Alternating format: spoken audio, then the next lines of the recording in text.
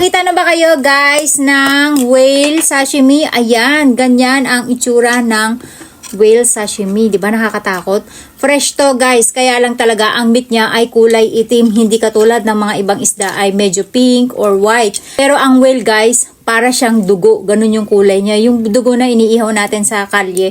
Kaya titikman natin guys. Actually, ayoko talaga kumakain nito. Pero natikman ko lang yung balat nito. Yung pinaka-fats niya guys. Sobrang sarap. Para rin kayo makain ng taba ng baka.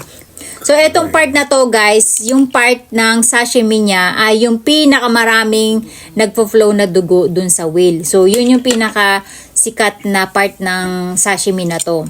Ayan guys, tingnan nyo. Itadakimasu. Para na siyang baka.